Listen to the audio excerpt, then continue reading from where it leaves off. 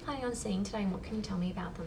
I'm planning on seeing Naomi. She's a 24-year-old lady, G2P2, day 1 post-spontaneous vaginal delivery at 38 weeks.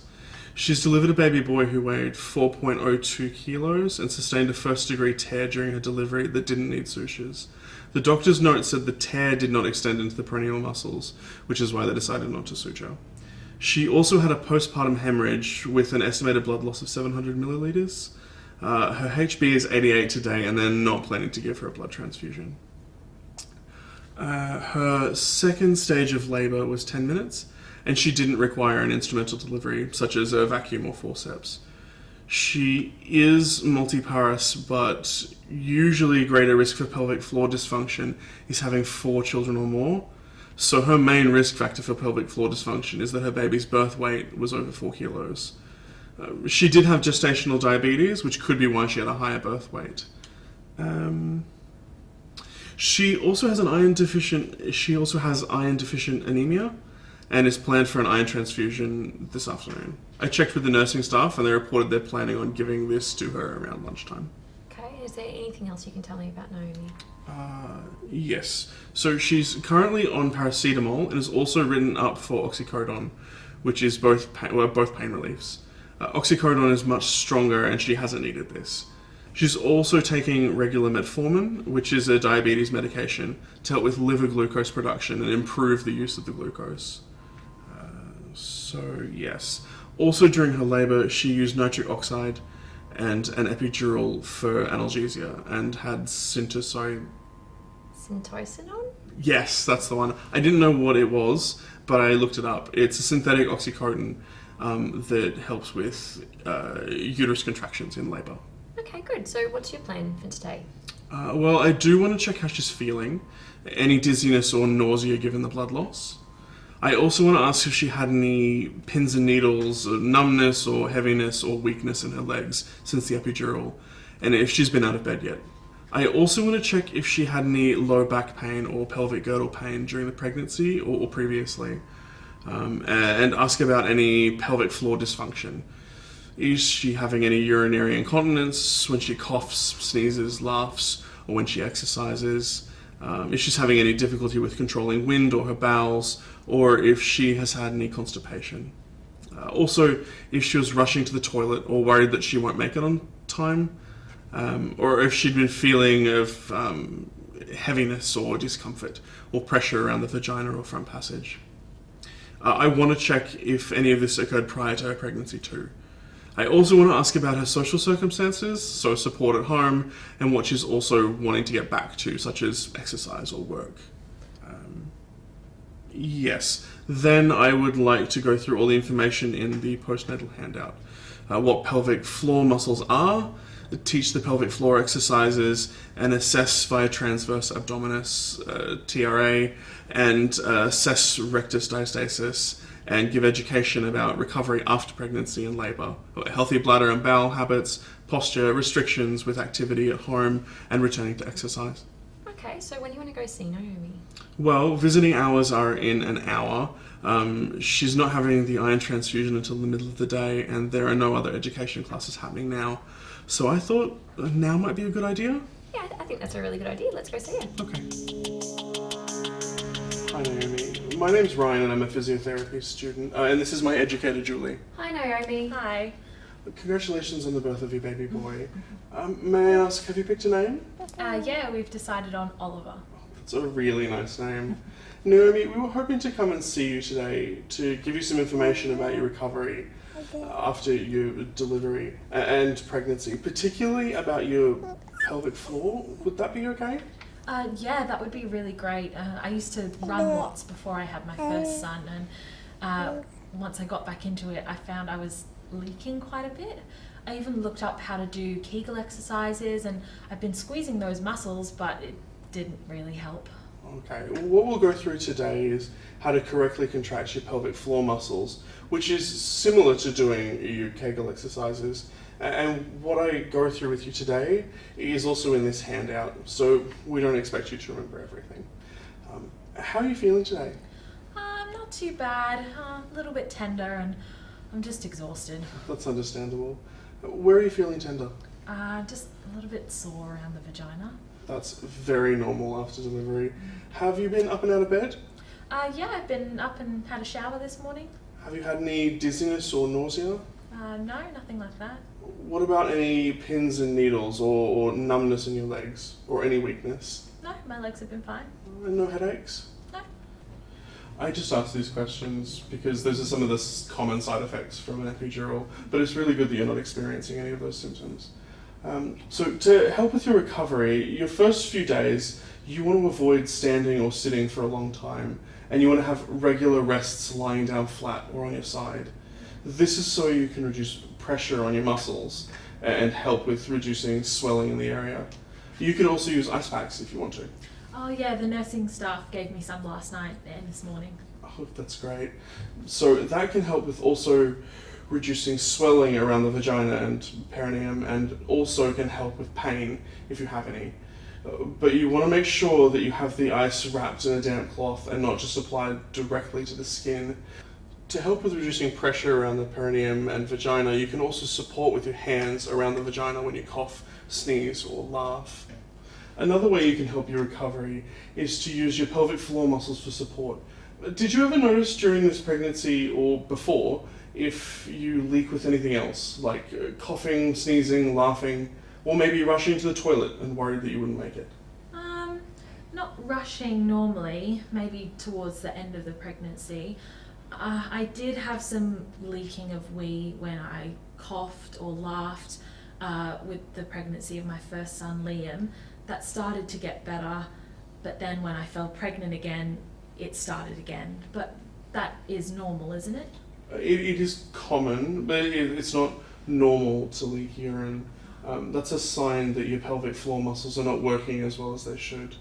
But that's why we're here, to talk about it and to help you improving that. We would expect that this should improve within the first 6 weeks after delivery. Sometimes you may need a more specific assessment and treatment to assist with this.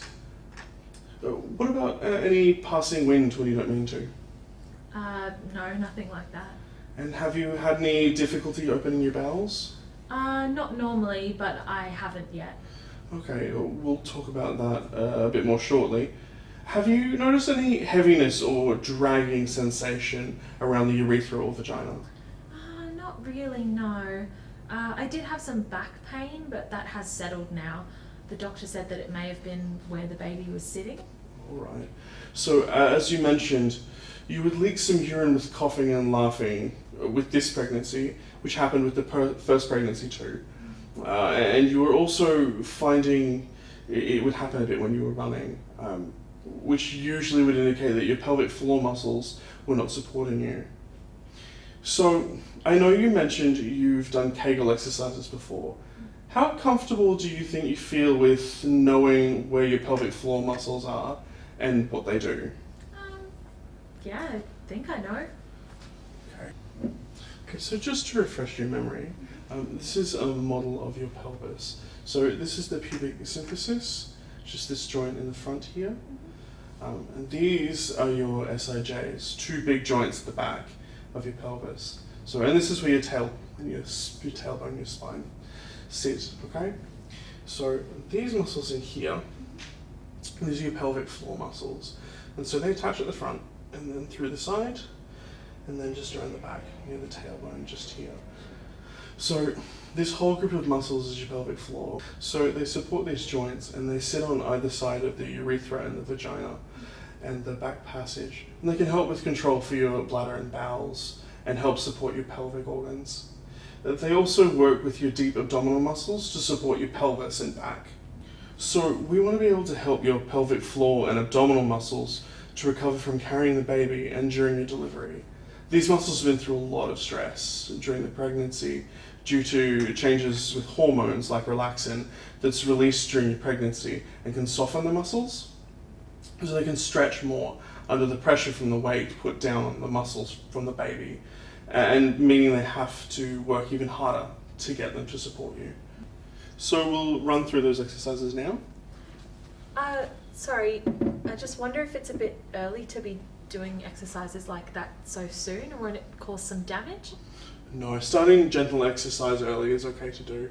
It can help with reducing some of your pain and swelling, and it can provide you with support.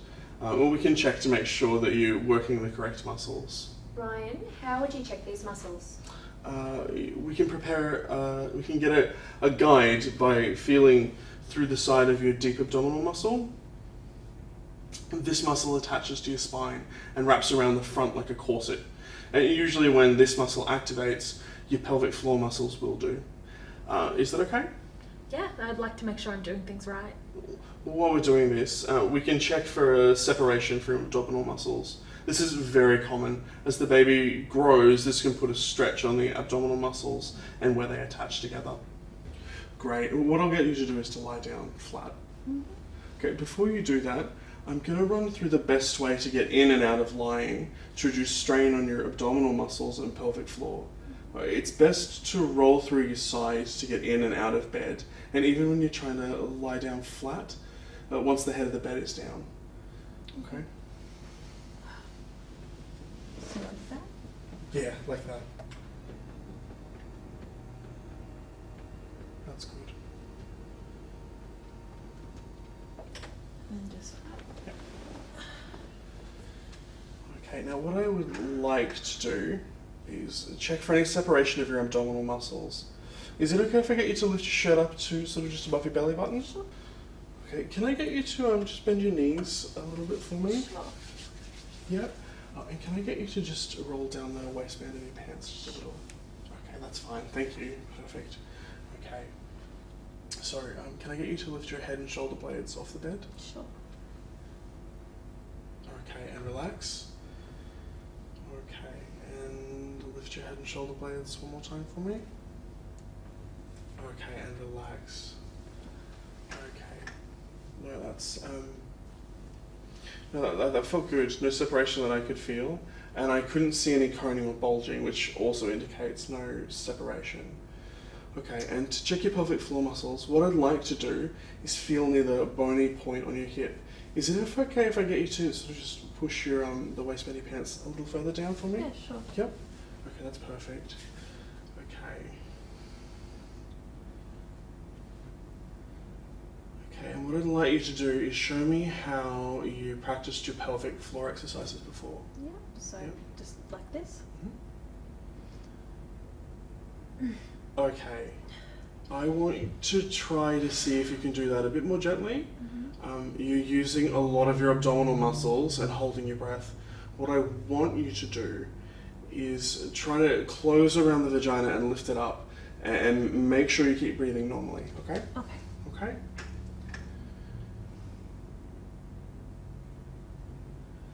Okay, that's much better. And can you try and hold that for up to 10 seconds? Sure. Yep. Right.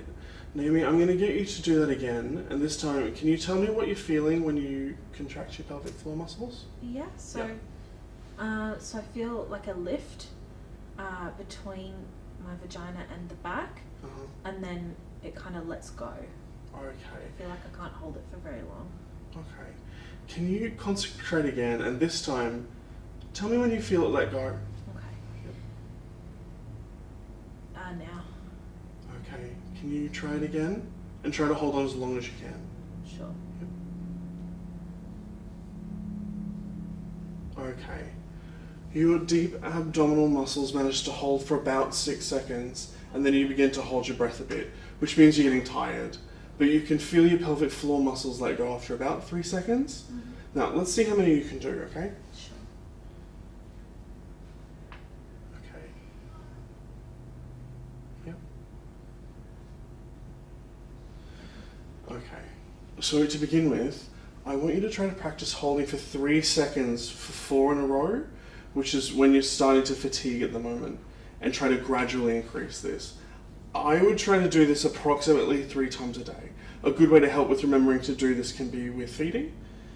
Okay, so the aim is to try to get you to be able to hold for 10 seconds times 10, and we'll try and get that happening a few times a day. Okay? You can try this in different positions, And you can also make sure you're turning on these muscles for functional bracing, like when you change positions. We'll have a practice of that in a second, and also try it when you're coughing or sneezing or running. Sure. Okay? So I'll get you to sit back up again, but what I want you to do this time is turning on your pelvic floor muscles, just like you practiced before. Rolling onto your side and sitting up. And can I feel what your muscles are doing while you're doing this? Yeah, sure. Okay. I might just get you to roll the band back down a little bit for me. Yeah, Sorry. that's fine. No, that's fine. Okay. Okay, so just roll onto your side. Okay, that's good. That's fine. But I think you may have lost the hold partway through the movement. So we want you to reset your muscles and turn them on again before you're sitting up. Okay, you're right. Yep. Okay, that's good. To help you further with your recovery, it's also important to get into good habits for your bladder. If you've been to the toilet, you may have seen a picture on the back of the toilet door that had a diagram for good position to go to the toilet. It's actually also in this handout. Oh yeah, I Yep. saw that this morning. Yeah, okay, so this position, I'll just show you.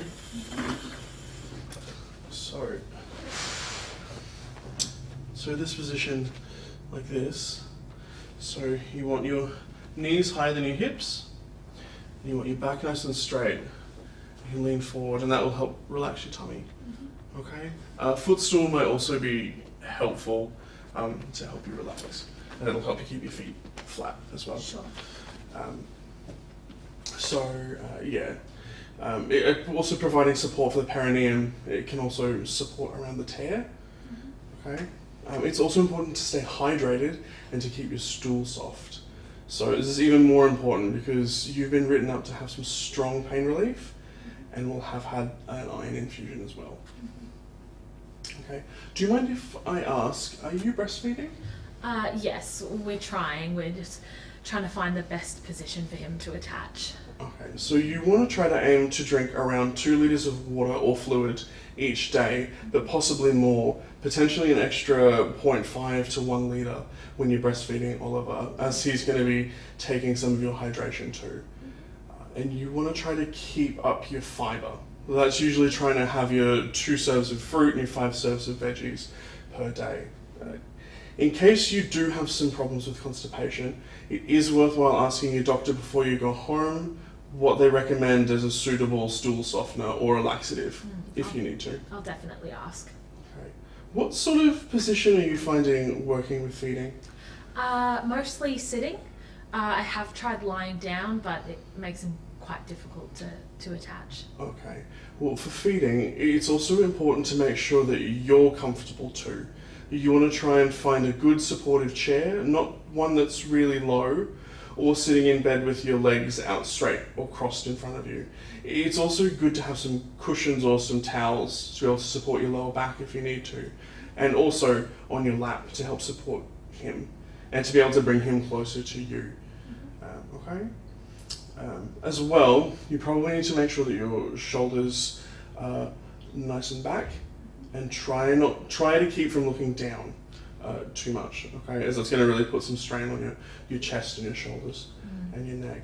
It's also important to try to reduce pressure through your abdomen, at least for your first 6 weeks.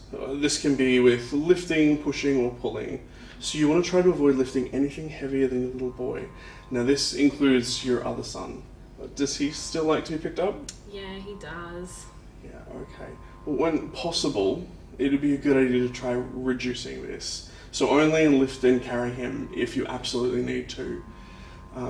Try to get him to climb up onto some furniture first, so you don't have to lift him from the floor.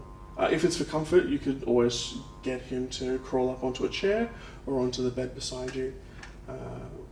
Yeah, that'll really help.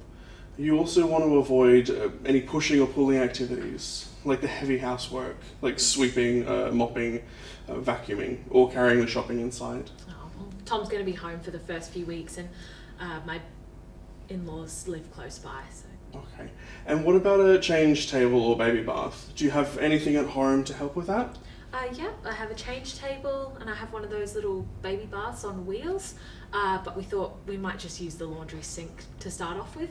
Excellent. Ideally, you want your change table and baby bath height to be sort of just below elbow height. This means you don't have to bend over, which can help protect your back. Yeah. Well, the change table's a good height, I think. The laundry sink should be fine as well. I might just have to do something about the baby bath. Okay, just remember, you also want the baby bath to be close to somewhere to fill and empty, or use a jug to help with that. Try to avoid carrying a baby bath that's filled with water, as that can be pretty heavy too. Yeah, Tom will be able to help me with that. Okay. Also, when caring for Oliver, when you pick him up or during these activities, you want to turn on your pelvic floor and deep tummy muscles to help support your body. Also, when picking him up, you want to bend down onto one knee, keeping your back straight. So bend a knee, keep your back nice and straight, and you want to be as close to him as possible, and then you want to push through your leg to straighten. Okay, this is a good habit to be in for all of your movements. You mentioned running earlier. Is this something you'd like to get back to doing? Yeah, I really would. I mean, I tried a couple of weeks after last time, but I just find that I kept wetting myself. Right. How quickly did you try to get back into this? A couple weeks after Liam. Okay, that might have been a little bit early. For your first 6 weeks, you really don't want to be doing anything more strenuous than walking. You can do that straight away, but you want to gradually build up to being able to walk 30 to 60 minutes per day by about 6 weeks. This is to help your muscles to heal and recover. After 6 weeks, you can start to do more gentle, low impact exercises like swimming, cycling, or gentle yoga. You don't want to start doing anything high impact like running for at least 3 months. With returning to running, you could start with a short jog or run and then slowly build this up. Now, you may feel like you're strong enough to do this, but it's usually too early. So I have to wait 3 months before I can start running? Yeah, it's to help your body to have enough time to recover. Your muscles are usually recovered, but your connective tissue is still recovering. Remember that relaxant I mentioned earlier? Well, not only it softens your muscles, but your ligaments and connective tissues also start to soften. So sometimes if we start too early, you can increase your risk of pelvic floor problems like urinary incontinence and symptoms of prolapse, which is the heaviness and discomfort we were talking about earlier. So remember, you want to make sure you're resting regularly. That means lying down flat for your first few days. Do your pelvic floor exercises for 3 seconds by 4 repetitions, 3 times a day. And remember to use those pelvic floor muscles to support when you're moving or you cough or you sneeze. Keep your fluid and fiber up to help with your bladder and bowels, as well as try the position we discussed. And avoid the heavy lifting, pushing, pulling for the first 6 weeks, as well as only gentle walking and then low impact exercise for up to 12 weeks. Do you have any questions? No, I think you've covered everything. Because you've mentioned you have been leaking urine with coughing or sneezing or running, would you like me to refer you to a physiotherapist who can provide further follow-up for this? Would that be okay? Yeah, if you think that would help. But what would they do? Because you've checked how I do all my exercises. Yeah, great question. They'll assess if you're doing the exercises correctly and how strong your muscles are. That may involve a vaginal examination once that area is well healed, or an ultrasound assessment. You'll then get advice about exercise progressions tailored to your needs at that time. Okay. Would I need to come here? Well, we can make a referral to the women's health physiotherapist in the outpatient department. It's just that I live an hour from here, so it's pretty far to come. Okay, I think there are some services closer to home for you. I'll look into the options and I'll let you know. That would be really great. Thank you. Oh, excellent. I'll come back with that information. Okay, so Ryan, how do you think that went? Yeah, I think it went okay. She seems well supported at home, but she did have the previous stress urinary incontinence with running, which sounds like she tried to start again too early, but she also has it with coughing and sneezing this pregnancy. And after checking her muscles, she does seem weak, so hopefully we can improve that. Okay, Okay, and any other findings on assessment? Well, there was no evidence of rectus diastasis. It felt like 2 centimeters supra and infra umbilically, and she had no coning or bulging. Okay, and so what do you think about how she was practicing her pelvic floor exercises before? I definitely don't think she would have been getting a really good contraction. She was getting a lot of upper abdominal engagement and breath holding when she was attempting to contract her pelvis floor initially, which I think is why she didn't get better when she tried the exercises herself. Okay. She does also report she can feel something happening around the perineal body, which is a good sign she should be able to activate the pelvic floor, but not for very long. So I think a follow-up appointment would be a good idea to make sure she has an accurate assessment, to make sure she's getting the correct patterning to help her get back to running. I think I had seen that there were some services closer to her home where she is. I was planning on calling them to see if I could refer her to them. Okay, I think you're absolutely right, and there's potentially a lot of other reasons rather than just pelvic floor dysfunction that could be the cause of her stress urinary incontinence. And I think arranging the follow-up to have that appointment with that one-on-one women's health physiotherapist to have a more accurate assessment is a really good idea. So I think it's great that you're arranging that follow-up for her, and great that you know where to find things. So is there anything else that you want to do today? Yeah, I'll just finish up my notes for her and I can show them to you shortly. Excellent.